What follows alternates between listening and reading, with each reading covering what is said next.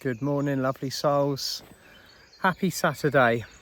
Oh, sorry I missed yesterday. There's a bit of a clearance going on within my body at the moment, and I'm sure many of you are also experiencing your various kind of download and upgrade procedures in whatever way. But the physical body is always a reflection of bringing in this light, integrating it, and then actually having to make room for it, making room by losing, say, something that you are taking into your body that is harmful, that you can maybe consider a treat. My big loss, or my kind of my giving up over the last 7 days or so, has been caffeine. Okay, that's something that I've found very tricky to navigate, because we all run these fast-paced lives, don't we, at the moment, where there is reduced time that we are used to actually accomplish our daily tasks, our roles, our kind of the things that we have laid out before us. And yet, paradoxically, we have this compression or speeding up process where time no longer seems to serve us on any level like it used to. But that's not what I'm here to talk about this morning. I want to talk about a little bit about something else, which is, it's becoming quite apparent that in many cases the light path that we are all on is very set. We've got exactly what we need when we need it. We tune in, we call to the universe. This beautiful energy comes in, and in some ways it can be quite challenging. But in the kind of the existence or the world of what we refer to as the matrix, which is where we've come from, there is a considerable quantity of inversions going on. And by inversions, I mean the changing of information or actual scientific matter and turning it into something which is is fiction, and then presenting it as the truth. And this serves to be very confusing in many ways, and we're having all of this kind of inserted into our everyday lives. And while we are navigating, expanding our frequencies, increasing our light, being very careful to step forwards and have the highest pathway available to us, we're also having to it's almost like having a field that we have to run through. And some of the obstacles are friendly and some of them are not. And at the moment there are lots, it's almost like the other side of cheating, and they're throwing all of these obstacles in our way. So we have to be light on our feet. We have to be adept. We have to be skillful. And we also have to be very, very heart-centered to make sure that we aren't triggered into a space of anger by what we're being presented with. Now, one of the things that I've noticed, and I did say previously at the beginning of this year, and I believe that this is week 13 now, if I'm correct. This is week 13 of the Woodland Chronicles. I would be more a little bit more candid in my speaking about the subject matters and the things that we're being presented with. And one thing that I'm noticing, more so than anything else, is that we as a light collective, a team of light, stand very much for our divine roles. And when we incarnate into those divine roles, we are then given the opportunity to serve that divine role out.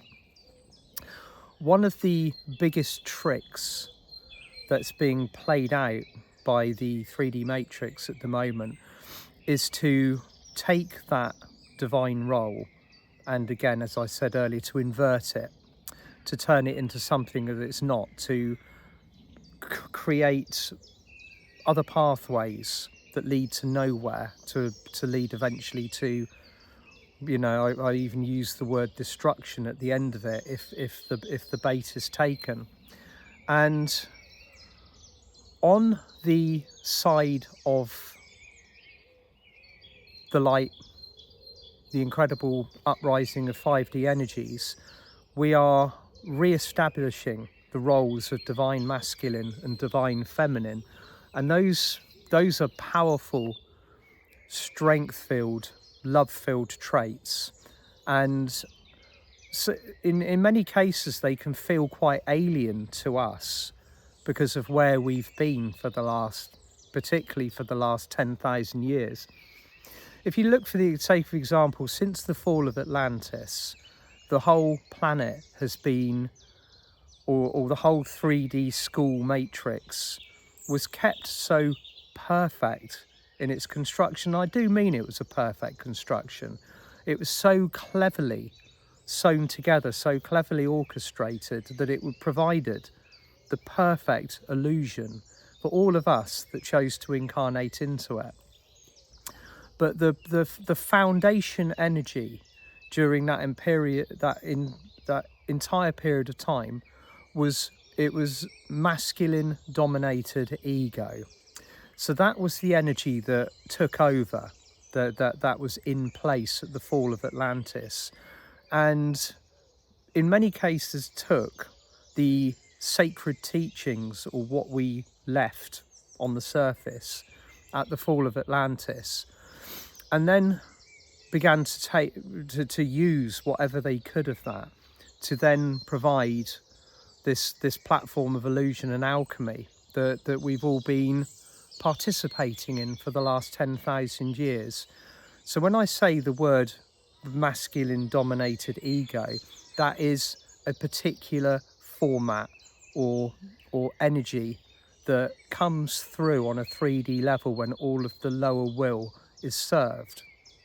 Now, on a fifth dimensional level, on a heart-centered level, that goes from its base level all the way back up from the kind of like the depths of the ego back to the heart center, and that is where the energy of divine feminine and divine masculine, it flowers, and those beautiful, powerful, the divine mother and the divine father, those energy traits begin to shine through. And we're having to remember how exactly to honor and to be within that space. And what's going on, and I'm seeing it very, very clearly, is that the controlling factors, or the establishments that have existed around the world, see that as the nail in the coffin. That's very dangerous for people to be standing in their divine element of truth, integrity, of love. So it's under assault. And this is where all of the kind of the confusing information comes in. It's inserted into media, it's inserted into the construction of everyday life, such as schools, such as politics. Everything like this is in a state of confusion and inversion. Now, the beautiful part about all of this is that we can see this very clearly, but it's also taking a lot of, it's also putting a lot of pressure on those that are just waking up, or those that are still asleep, lost or confused, because they are being completely, again, placed into this state of hypnotism by this continual diatribe that comes out. So it's down to you and I to anchor with even greater strength those aspects of divine feminine and divine masculine within us, those roles. And I talked at the beginning of the year about being the resolute flame. The pathway through this, I'm asked many times, like, what is the most effective way to move through our ascension process. And it's always the straightest line. Light travels in straight waves, okay, if you take it from a physics point of view. But the straightest line, as the crow flies, as the old saying goes. So you just move straight through it, and like an arrow or a spear, going straight towards your target, worrying not about the distractions in any way, shape or form. So if you see me flapping my hands about a bit, it's because the midges have come out. It's got a little bit warmer in the UK.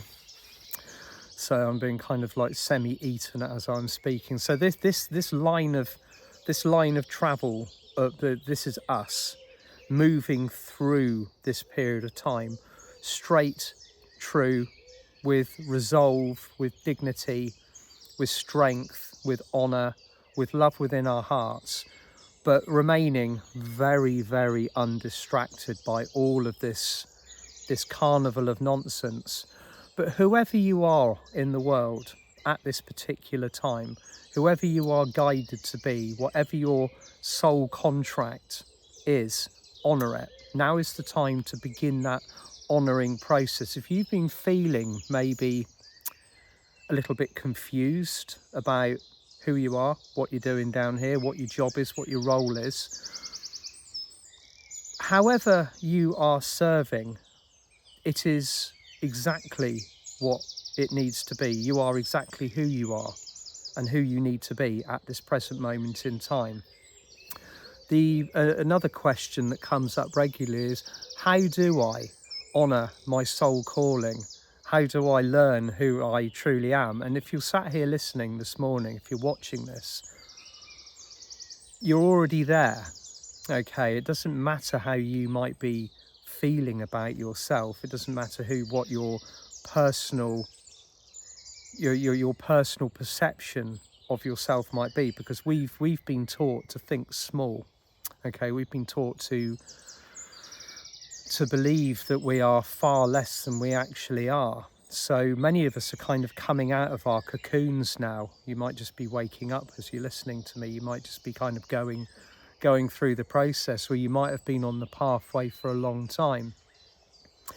There's no real advantages where we are at the moment to either having been awake a long time or whether you've woken up quickly, because and I've seen this so regularly, is that if you've woken up quickly, you will have the same knowledge base that, say, I have, and I've been awake for 30 years. I've been doing this job for 30 years in one form or another. It's just simply experience within the field that tends to count in many cases. So you will have all of this knowledge, access to soul contracts, the coding within your bodies and fields. And in many cases, the lessons are kind of shorter, sharper, and more intense now if you wake up quickly. But that's what we're designed to do. We're designed to move very quickly with the energies that are flowing through. But I'll say this again: wherever you are, whoever you are, whatever stage you believe you're at, where you are at the moment is exactly where you need to be, and you are exactly who you are supposed to be. And one of the themes for 2023 is to stand in our honour, our power, our light, our strength, and our truth. So as I'm saying this, just bring your attention to yourself and ask that question: how do I serve? How do I best give myself in my entirety to this process? It's one of the universe has asked for our commitment, and with the intensity of the work that we do down here, the universe has our commitment. I think the biggest commitment of all was signing up for this lifetime in the first place, because in many cases this is our final incarnation. Okay, so you're listening to this now, and you will have done lifetime after lifetime of, you would have served so many times in training and preparation for this one incarnation, because it is so unique and special. You will not be able to replace or recreate the transition that we're going through at the moment. It's a complete wild card. It's when this 20-year period was foreseen and planned, there were no kind of, right, this is going to happen and that's going to happen, oh this will occur, and it was all down to us, how we manage the energy, how we anchor the light, how we acknowledge who we truly are. And as I've said previously, we've done an incredible job. We're well ahead of progress. We're well ahead of the expected trajectory, even cast by the highest minds in the universe. They were never expecting us, maybe hoping that we would be this far forward when we hit the 10-year mark into the shift.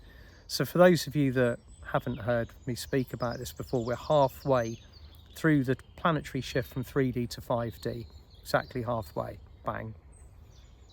And on the other side of it now, we're moving into the second half.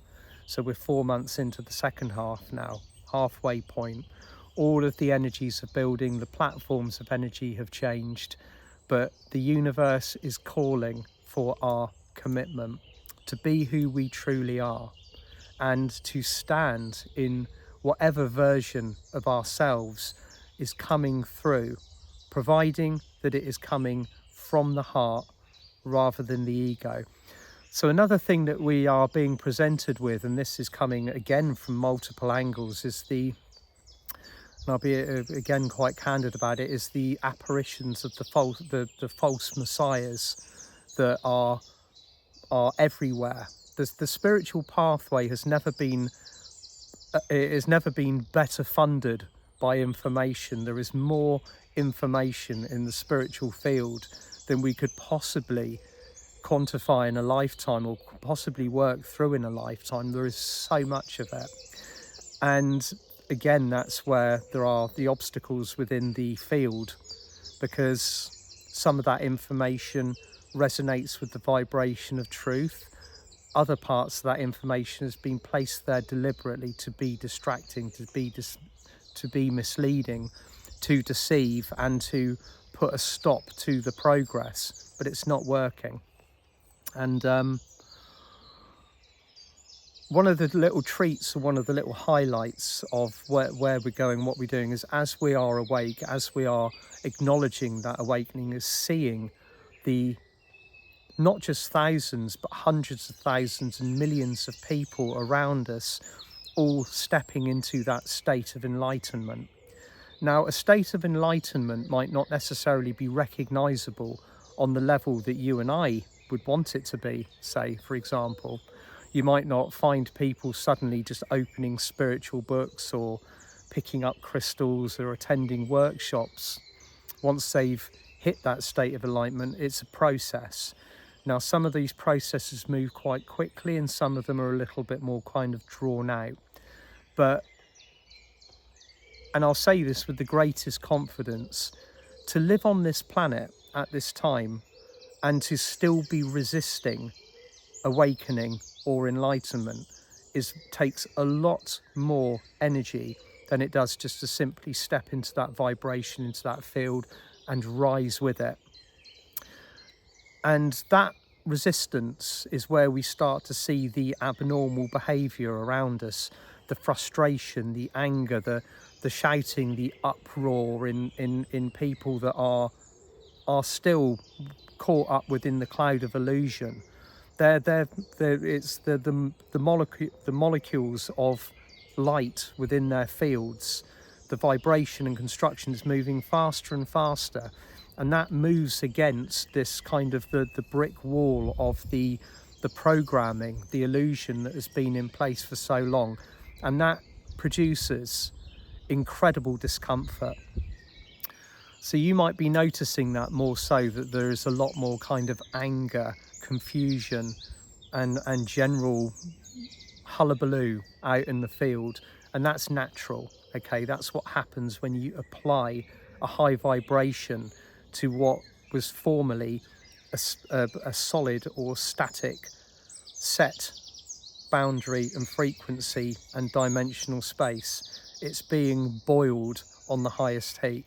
So to conclude today, be who you truly are. Acknowledge yourself in your highest and most divine form, be it divine masculine, divine feminine, whether you're acknowledging and anchoring yourself onto this planet as a star seed, whether you are a healer, whether you are an earth worker, whether you are embodying that warrior spirit, whether you remember Atlantis, or whether you identify strongly and powerfully with the energy and the light of Lemuria. We are all part of this intricate ascension puzzle, but it's important to be what we've come here to be right now, and this is the opportunity to do so. So the clarion call has gone out, particularly as we went through the equinox gateway, for all light workers to step up. You might not feel like stepping up, okay, you might feel like retreating at the moment, but that is simply your nervous system and your conscious mind, and maybe your inner child and all of the other parts of you requiring love and healing. And once you've done that, once you've acknowledged yourself, then the real you, the true you, can rise up and begin to flower, and then step onto the pathway fully refreshed and ready to do what we've come here to do.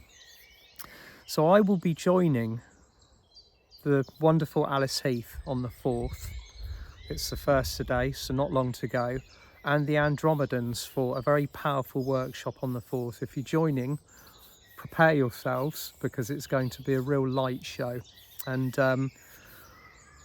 there are other things coming up in the calendar, in the diary. They'll be on my website, timwild.com.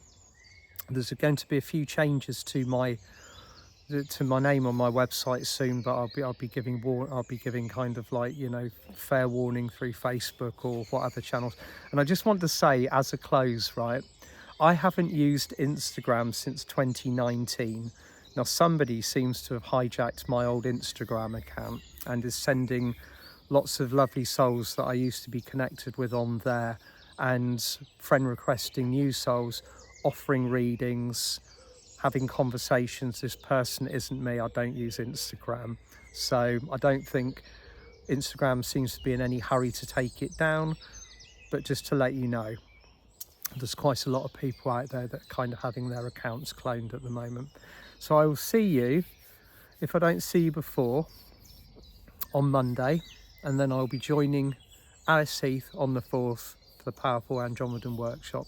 Lots of love. Have a beautiful weekend. Bye for now.